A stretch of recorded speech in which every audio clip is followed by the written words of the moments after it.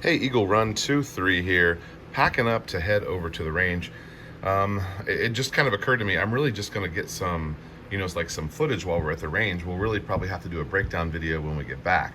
So make sure you stay to the end of the video for that. There's still a lot of unknowns here that I wanted to just kind of go over. One, we're shooting subsonic ammo. So whether or not this thing will even cycle, I don't know. We are running the Odinworks adjustable buffer weight in the back that was set up and tuned for 6.5 Creedmoor. What that's going to do here, not a clue. We also have an adjustable gas block. We have a really nice Superlative Arms adjustable gas block, so we have some adjustability there. It's just going to be a little bit interesting. So before I put this away, I just wanted to kind of go over some of those things, and let's go to the range.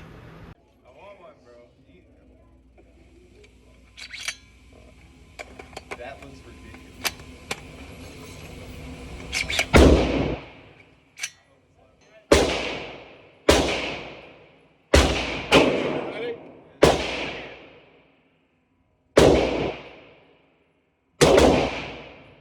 The air side. All right, we ready? Yes, sir.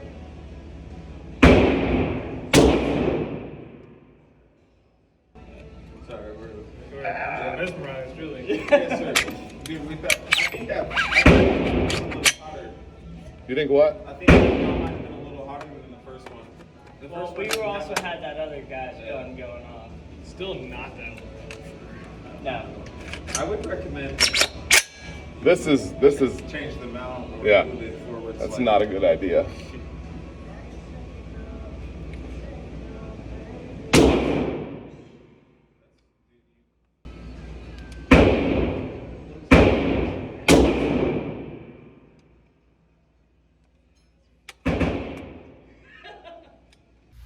Okay, so we just got back from the range.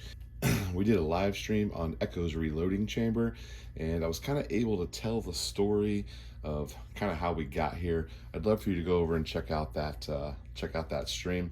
If I can, I'll leave a link for it here below. But we're over here on the reloading bench, and I thought we would have kind of a better chance to see the whole gun here in its current configuration. We were able to shoot the gun today at the range. It functioned fantastically. We shot only 5 rounds through this thing though. So the Gorilla ammunition functioned really well, and it was surprisingly quiet, even for such a big, powerful round. There is one of the spent casings. That one got a little chewed up. I was really careful to try to save all of my brass because this is all the brass that there is. I don't know when I'll have a chance to buy 8.6 brass, and if I do, it's going to be really expensive, so reusing our stuff is going to be the best bet here. So those are the 5 rounds that we shot. So my intention was to shoot more. In fact, I was willing to shoot a whole box, which is crazy expensive, but I thought I just needed to do a big shakedown. But it was a little complicated today at the range. I am typically not the guy who has the coolest gun at the range or a gun that anyone would care about. And I have a buddy who works at this range, and right before I shot it, I showed him around, which if you haven't seen it, this is it. It's 8.6 blackout. We got a massive open tip. This is a 288 grain projectile that is, best I can tell, it's probably around 1100 or maybe 1050 on the feet per second. So it's moving pretty slow. This is a subsonic round that we shot out of an unsuppressed barrel. More on the suppressor later. That's going to be coming soon. So when I got there, I got set up, and my buddy came around, and he took one of the rounds. He went around the corner, showed it to a couple buddies. They wanted to see it, and then before I know, I turn around. There's 5 or 6 guys who work at the range behind me wanting to see this thing shoot, and I was already super nervous. I procrastinated even going to the range. I was just it was just one of those things where I guess I've been working on this for so long, and it's been such a dream for nearly a year now, and here it is. And I couldn't, it's just hard for me to pull that trigger the first time. So we got set up and we were ready to pull the trigger, and the first one went boom, which was a different experience from when I had the 6.5 Creedmoor. We're really learning a lot about this AR-10 platform. We've made some major mistakes. If you've been following the series, you're up on those. There is an 8.6 blackout playlist on the channel. If you want to see the whole build, go on there and check it out. Of course, I can't show you how to do anything, but we talk about all the components. The first problem was we did have a failure to feed. The bolt did not go back very far. It did not eject the round. It did not load a new round, which was fine. We were running the Leopold 1-4. This is off the Creedmoor. And I more on the scope later, because this might be the right scope for this gun, and the Creedmoor probably needs something a little more powerful. But these giant latches that are super convenient, this was half an inch away from my charging handle, and I can't hardly get in there to pull it back.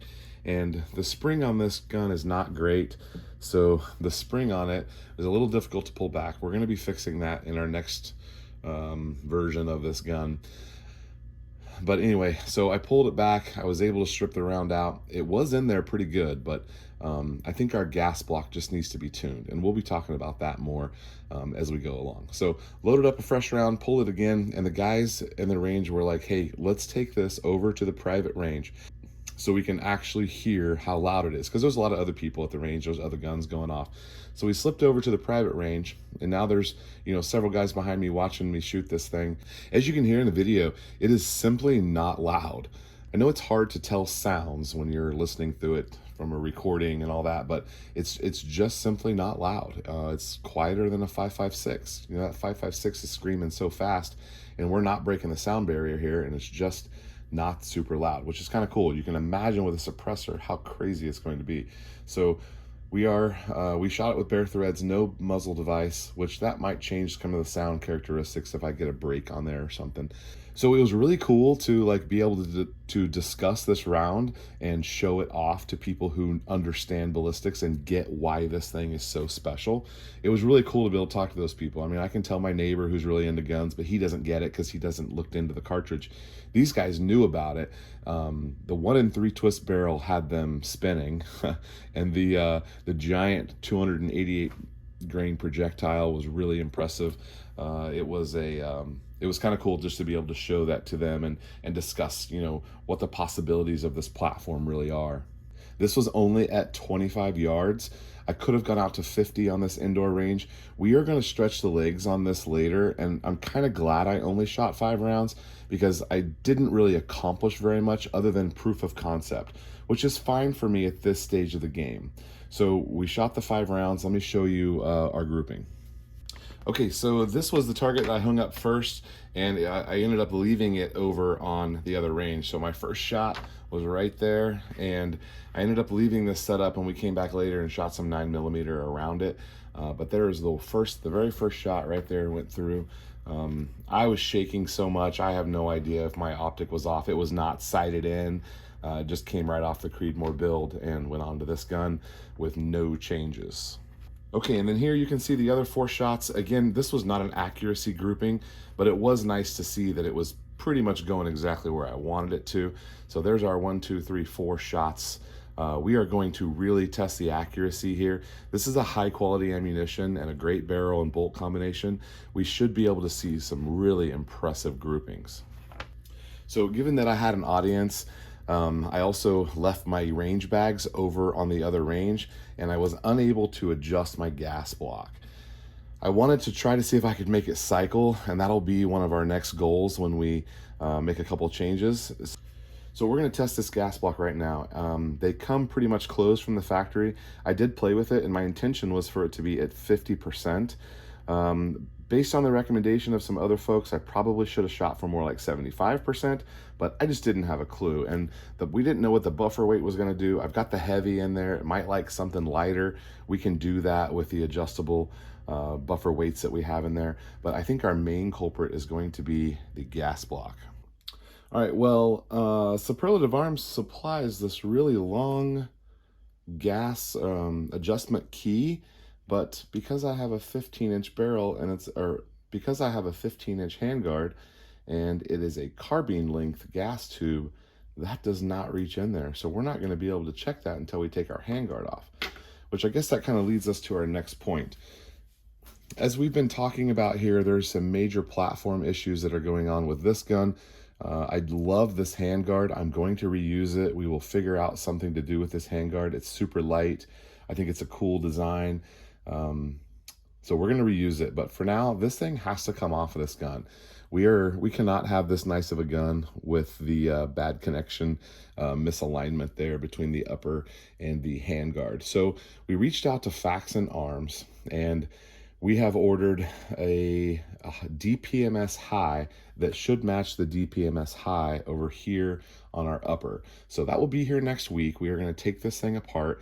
I'm hoping by then that we have our lower receiver that is a dedicated lower for this build, and we won't have to use the Creedmoor, because I don't like cannibalizing stuff. I like stuff to have its own home. I don't want to be swapping stuff around.